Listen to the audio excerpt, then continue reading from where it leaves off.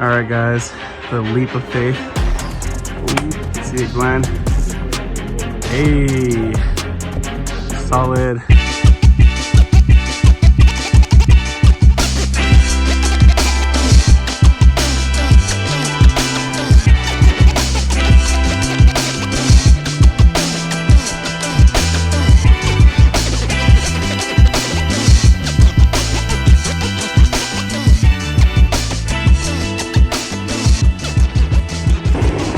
Alrighty folks, this is being shot on my phone, no microphone or anything, but this is the sleep setup. We got upgraded to a Jeep Cherokee, super bougie, super comfortable. I got this Thermarest extra wide regular. Got my sleeping bag here, the North Face. Katie setting up her situation. Sorry Katie, blinding you over here. But yeah, this is the car camping situation for tonight, and I will talk to you guys tomorrow. What it do, guys? My name is Zach Jones. This is Long Way to Go, and I want to welcome you guys to my channel. If you guys have never been along with me on the journey, I travel around the world, and I travel to really cool places and try to experience life to the fullest. As you can see here, I'm here in Boulder, Colorado right now. I'm actually out here for a work trip, but I'm going to be kind of sandwiching that with the weekend to weekend exploring of Colorado and the area. So as you can see here, behind me is the Flatirons, and I'm here with my friend Katie this morning, a colleague of mine, and then I'm going to be meeting up with some other friends from back in New York, and we are going to be hiking these and seeing what we get into. So I appreciate you all joining me for the journey. Let's get into our day.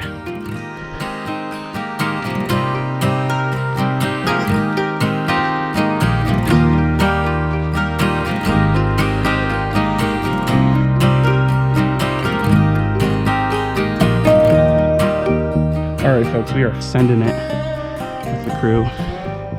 Look at this kind of crazy slant that we're bouldering up. Don't have rock climbing shoes. Definitely might have been better, but it should be fine here. We're following this vein here up to here. I'm gonna hook it to the left. So Katie's leading up here. We got Gwen and Liam up there. So Katie's sending it up here in this portion here. How's it been feeling, Katie? Awesome. All right, guys, the leap of faith. Ooh. See it, Glenn? Hey, solid.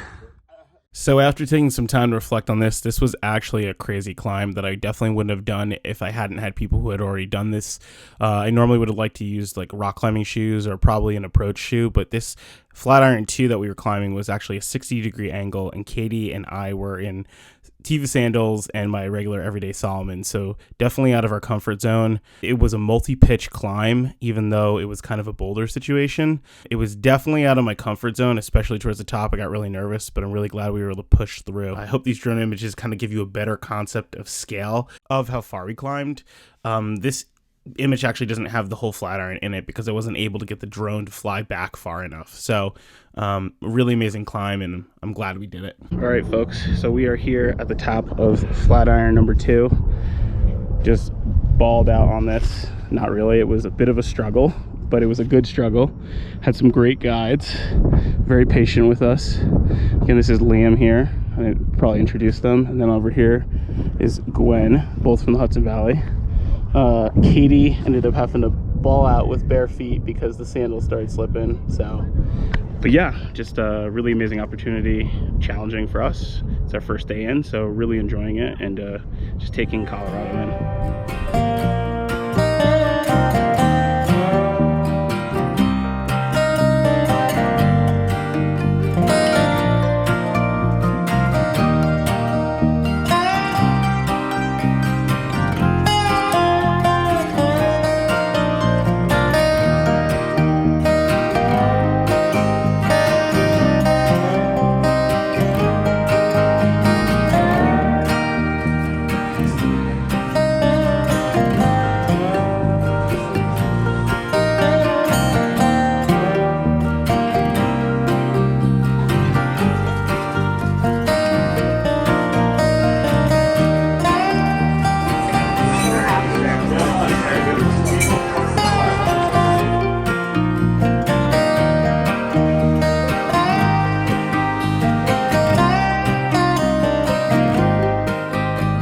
What it is, what it do, guys. So it is another day. I did a poor job recording at the end of the day, just because I was so exhausted after all the rock climbing.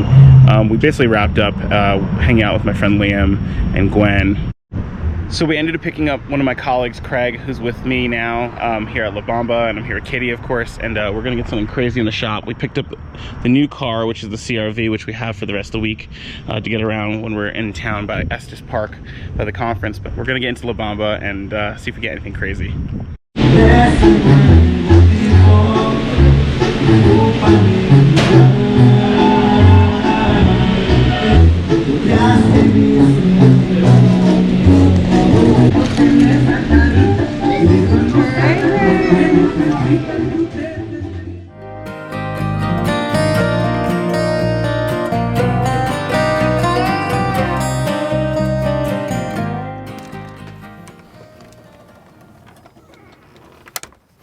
What it is, what it do, folks. Good morning. I am coming out to you from Estes Park. It's about an hour outside Denver. Yeah, it's a beautiful morning. Just wanted to say it's day 3 here in Colorado, and it's absolutely gorgeous. We are sitting out here at the place that we rented about 10 minutes down the road from the YMCA, where we're going to be attending the Children in Nature Network conference.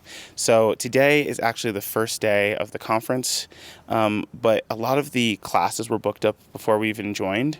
So I think we're going to be doing a bit of exploring of the Estes Park area. But as you know, when you're coming along the journey with me, you will see as we move throughout the day, there's no real hard itinerary for this trip. But I just wanted to give a little bit of information. If you are in the area from May to October and trying to go to the Rocky Mountain National Park, it's really important that you guys book a reservation to bring yourselves into the park, as well as booking a ticket to the national park.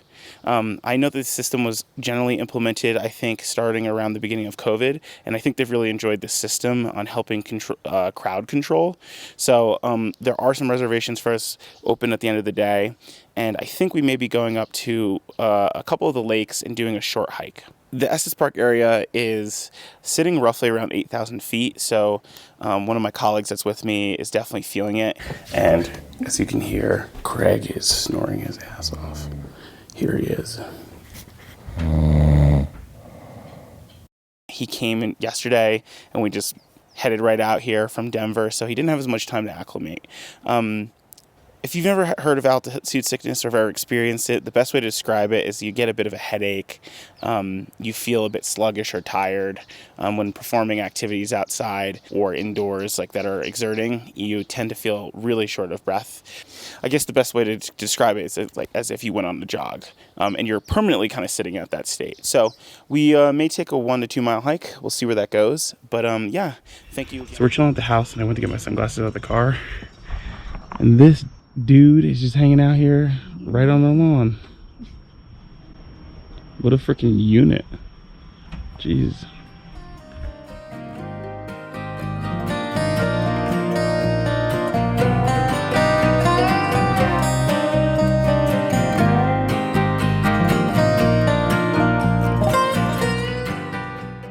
Alright folks, so we are here at the Lumpy Ridge Trailhead and the Twin Owls Trailhead. We are going to be hiking the Lumpy Ridge one, which we may decide to branch off to Gem Lake, but we're not quite 100% sure. So let's get into this.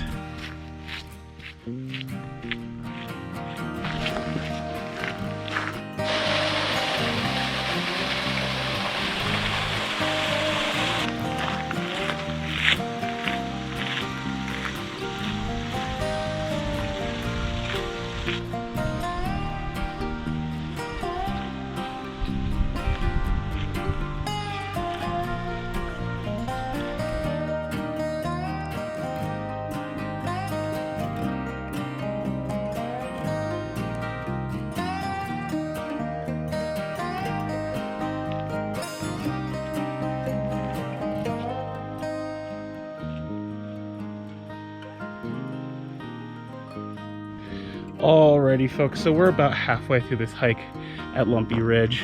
We actually decided to go the extra mile and head to Gem Lake, and I literally mean 1.1 miles. So here's one of the viewpoints. Absolutely gorgeous. Again, see all the way down into the valley. They have an event called Ride the Rockies going on, so that down there in the valley is all the tents where they're posted up with some music, and basically one of the hosting sites. And this is just amazing rock features that you know, as someone from the East Coast, you don't get them like this. So absolutely beautiful. Really happy we came out to do this hike today. I think in total we'll have hiked about 3 miles on trail and about 1.5 miles, 2 miles walking around the area in general. So we're gonna keep going, and I'll see you guys when we get to the lake.